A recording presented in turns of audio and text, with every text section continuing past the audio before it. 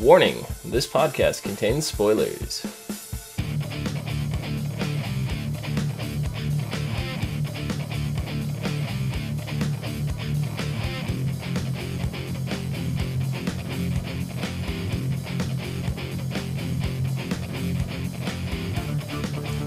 Hello everyone, and welcome to the As Seen on TV podcast for Arrow Season 3, Episode 8, The Brave and the Bold. I'm your host Clio, and welcome to the One Woman podcast. Wait a second. Who is this? Hi. It's Dom. How's it going? Dom is joining me for this episode, and I'm not in the center frame. That's yes, it's all good. No, it's I got curious. I had to after the amazing Flash crossover. I had to see how Barry was gonna play out in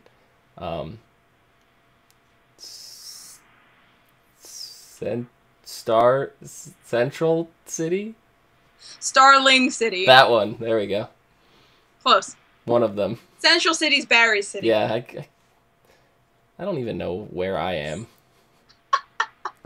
Where am I? I don't even know. Well, you're in Central City. That Central City behind me? Your background, Okay. Central City. Okay. Yeah. So, you are still in Central City. You did not come over with Barry. No. To Starling City. No. So this is. I stayed behind with Dr. Wells. Huh? I stayed behind with Dr. Wells. Yes.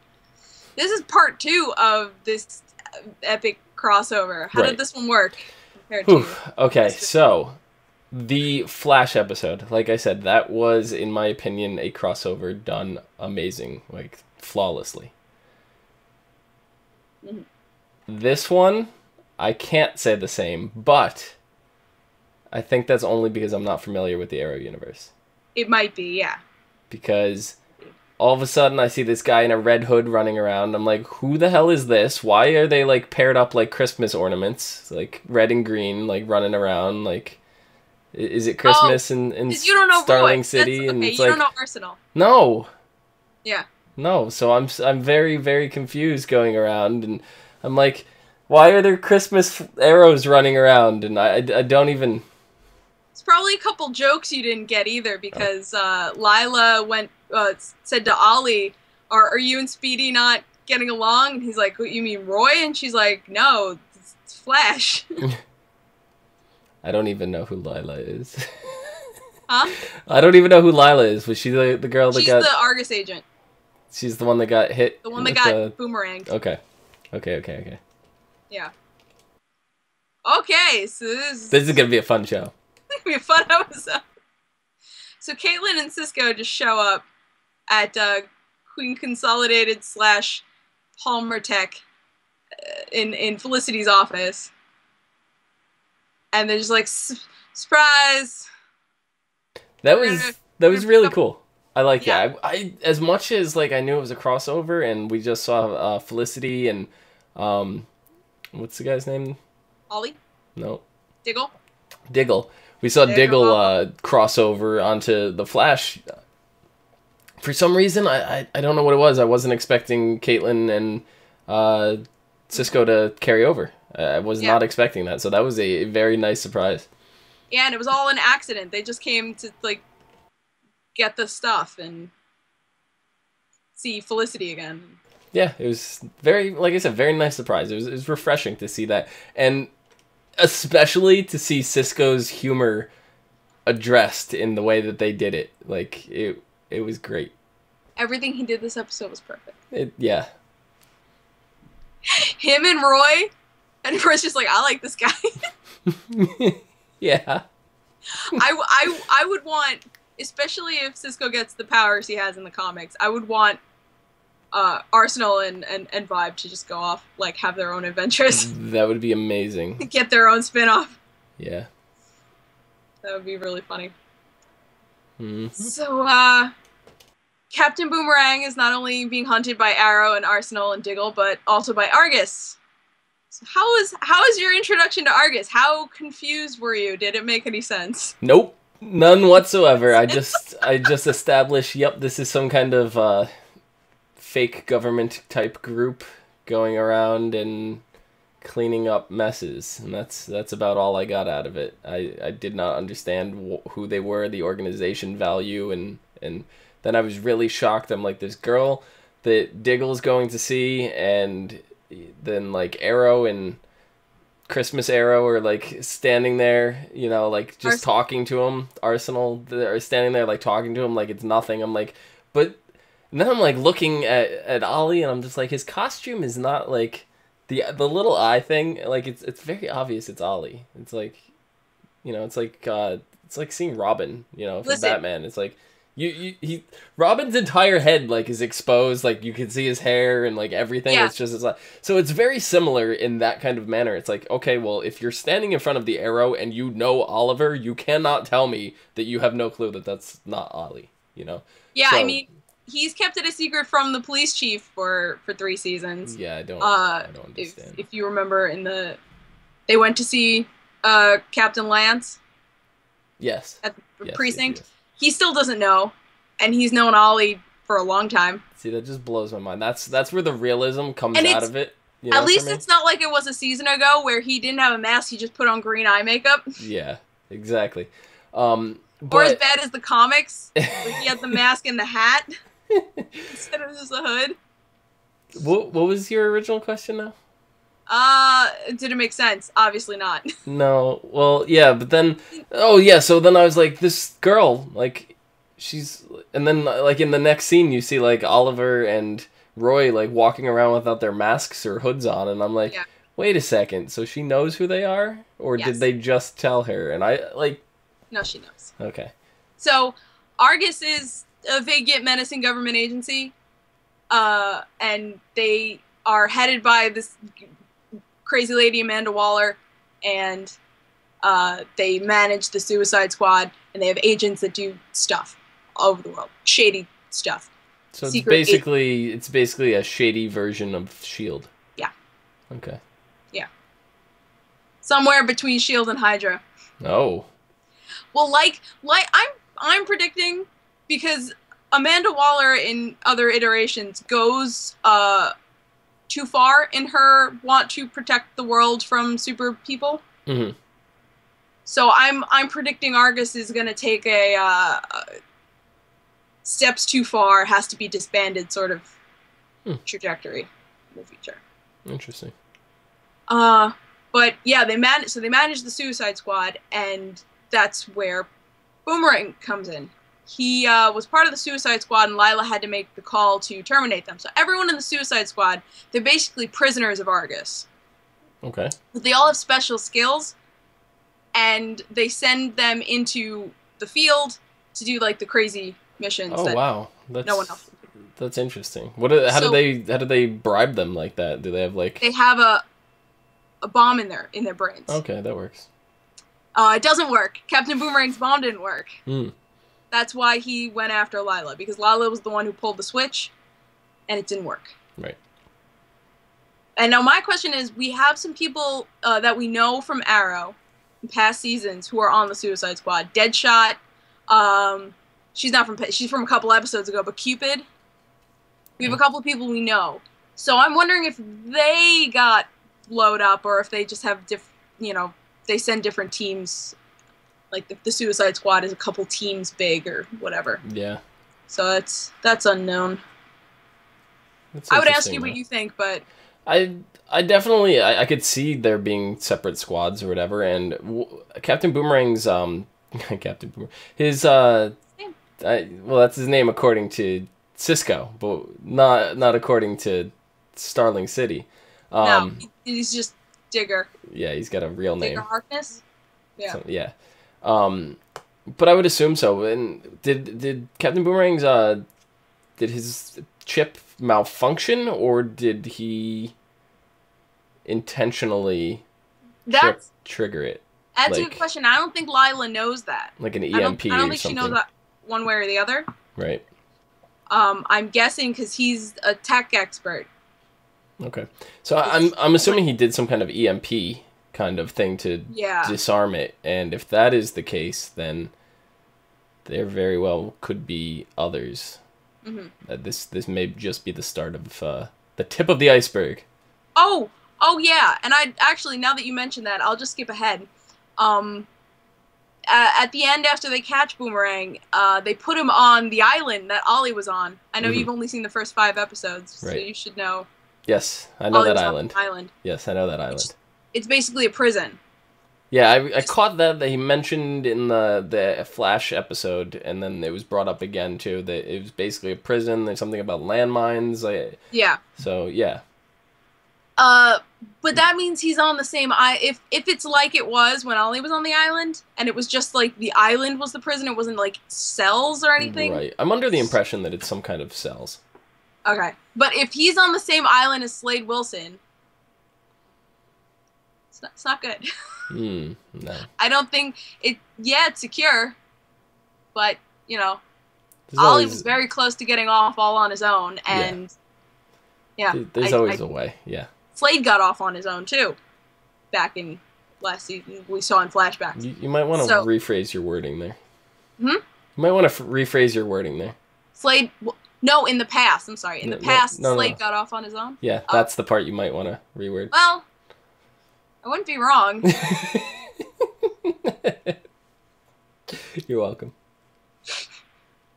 Anyway, so I wouldn't be surprised if they managed to break out again. That would be fun. I want Slade back because I love him so much, and that actor was in Spartacus, and so was the actor who played Boomerang. I spent a long time looking at his face, and I'm like, I know your face. I can't place it, but I know I hate you. Yeah, the character... Was it Boomerang? No, I forget. There was one character on there. I think it was the lead cop or something. Yeah. Looked very familiar to me, and I couldn't quite place it. So... I don't know him from anything else, I don't think. Yeah, I don't know. Yeah, but Boomerang was this character on Spartacus who was a rapey motherfucker, and I'm just like, I hate you so much. You're awful.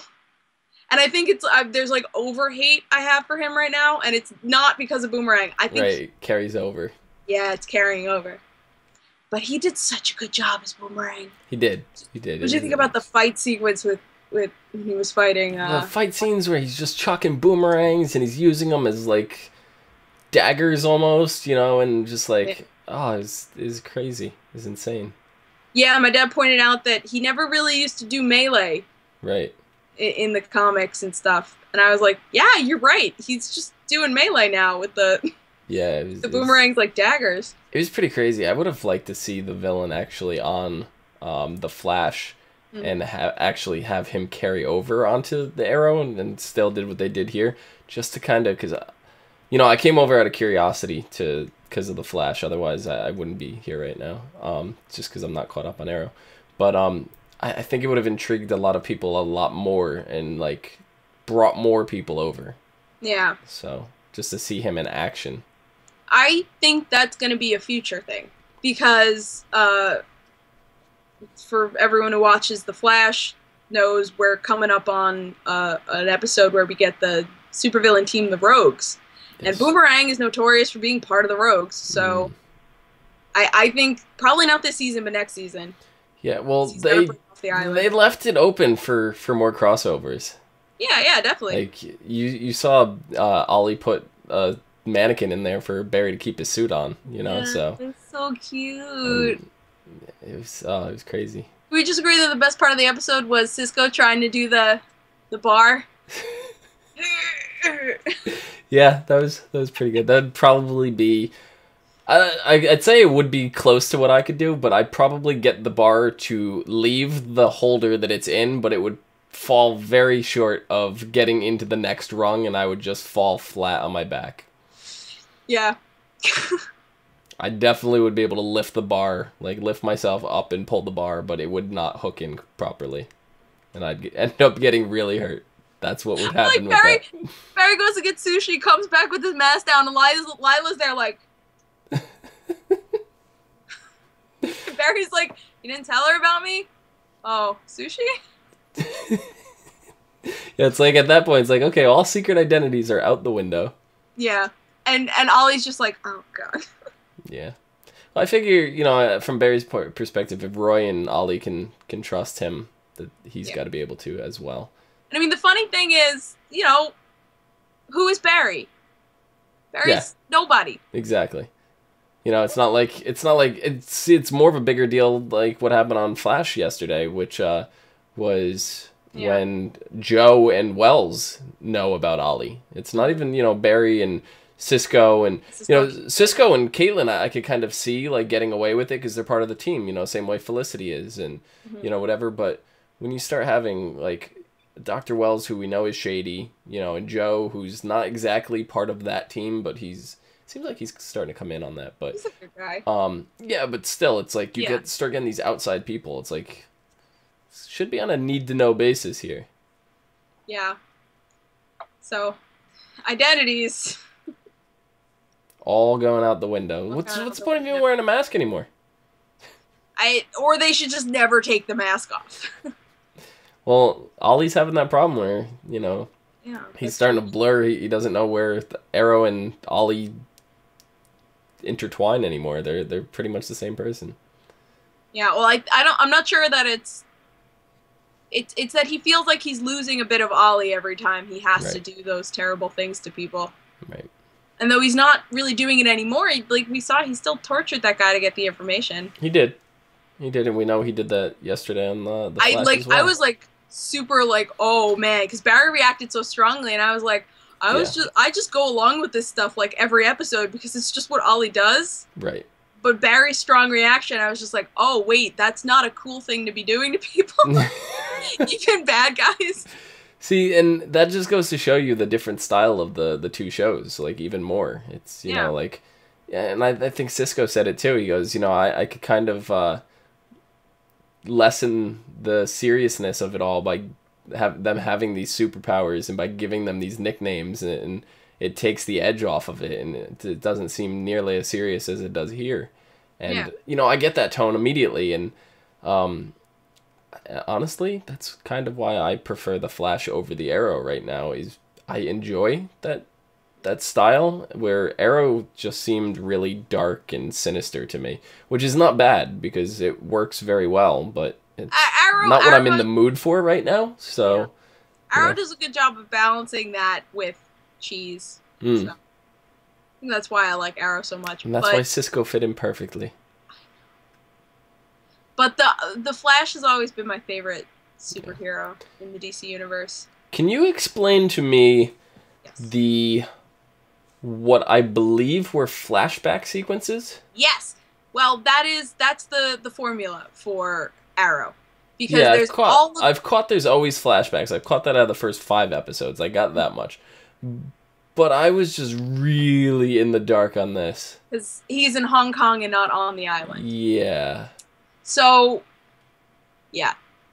The end of last season, we learned that hold on, one second, just interrupt you before you could get started. I didn't even realize that was Ollie until somebody said Mr. Queen. Yeah. So I was really confused of why they were showing these scenes. And then when I saw the bow and arrow, I'm like, is this like his father? Like, he looked older with the longer hair and everything, so I didn't really get the point of it being a flashback, but I kind of assumed it was, so okay, go ahead. Yeah. Hong Kong. So everyone assumed he had spent all 5 years that he was missing on the island, but he, after two years on the island, Amanda Waller picks him up and has him working for Argus, has him as an asset for Argus in Hong Kong. Does he have a chip in his brain? No. No, but he is a handler. Okay. And he's being monitored, and he's trying to escape. So it's no, but is it...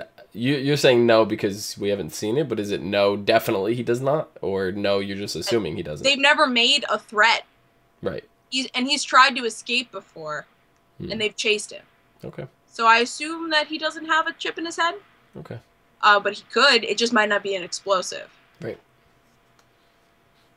But yeah, that's why he's in Hong Kong and not on the island. Okay. Like, yeah, I really liked Ollie and Lila's little connection with the quote about the brave and the bold, and how that was something that Amanda Waller seems to be preaching to all Argus agents. I thought that was it's a really cool way to use the title and use something that's embedded in the DC history. Yeah, I mean, it's typically a Batman comic, if I'm not mistaken. Brave and the Bold was a Batman comic. It was originally a Batman comic. It became just like a cross hero thing, like a team up thing. But Batman was always at the center. Right. Yeah. So. Yeah, it was definitely an interesting way to incorporate the title into it. Those flashbacks really fucked me up, though. I was so confused. Confused. Yeah. I see. This is why I feel like. And then I feel like you got gypped too, because this is one of the only flashbacks where Maseo wasn't in it.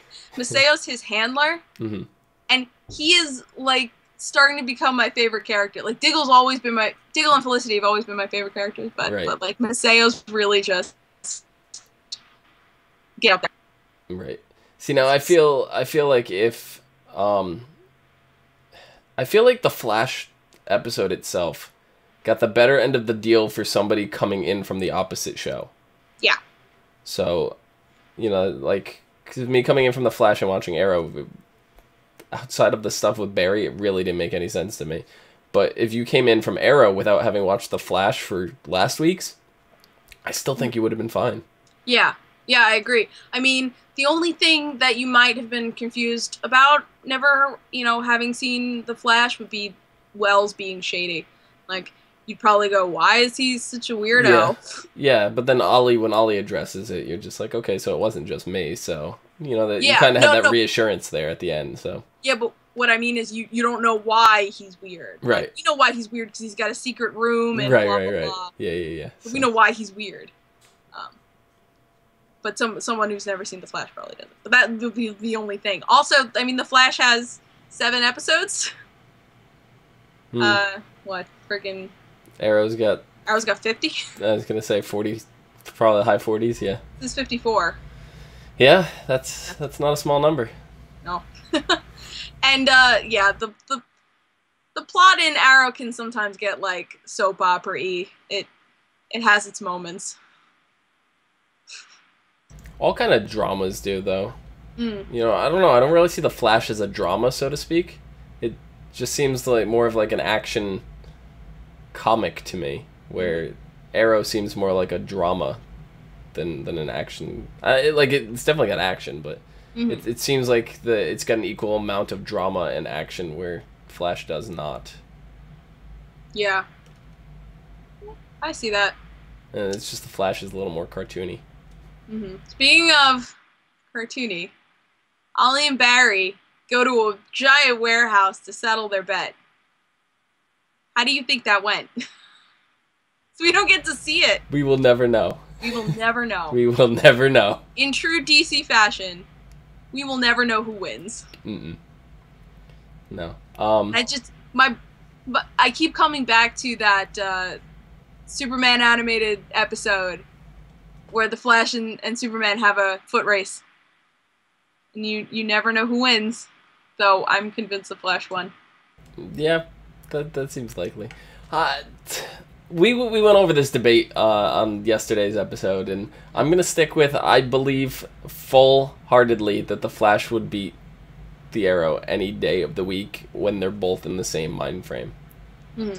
Like, we were a little gypped with the Flash Arrow one because Barry was like under powered influence, so he wasn't even fighting with a clear head either, so I still think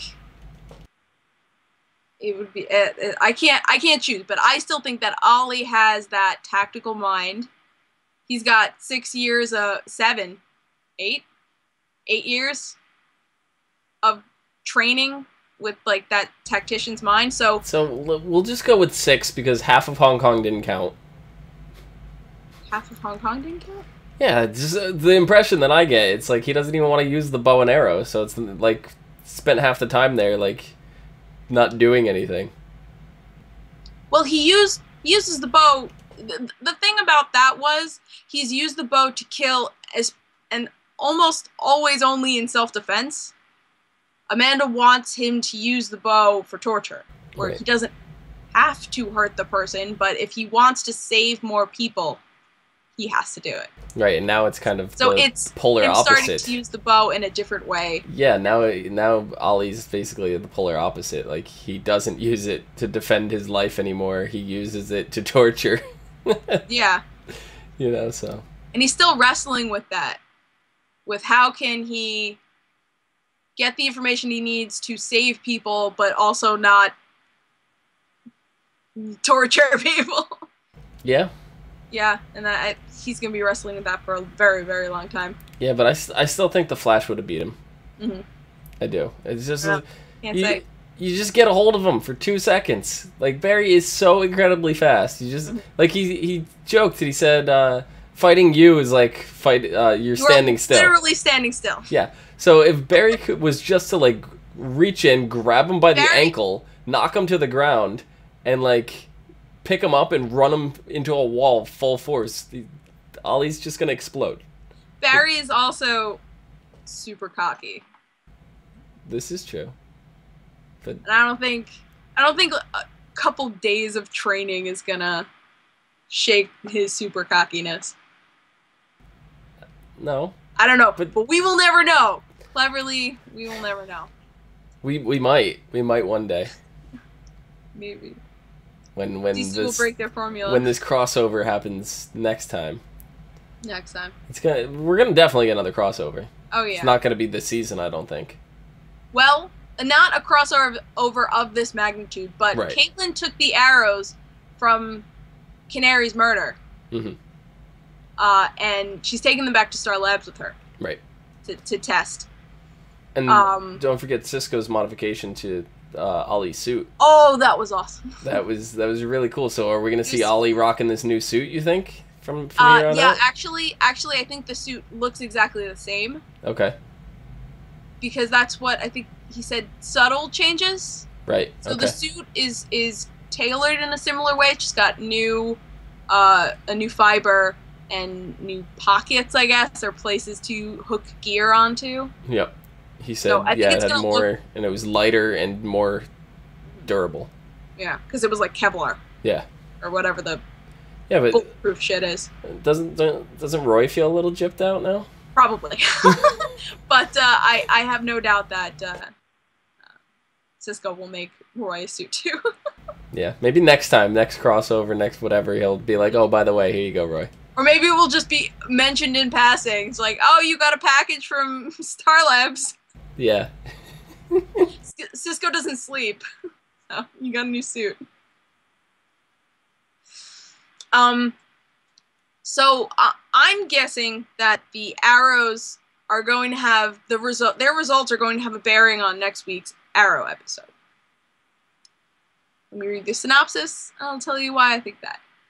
Next week, it's called The Climb. Nyssa returns to Starling City and tells Oliver that her father, Ra's al Ghul, has given Oliver 48 hours to find Sarah's killer, or the League of Assassins will start killing the citizens of Starling City. Laurel is stunned when her father delivers a very special Christmas gift, her mother, Dinah.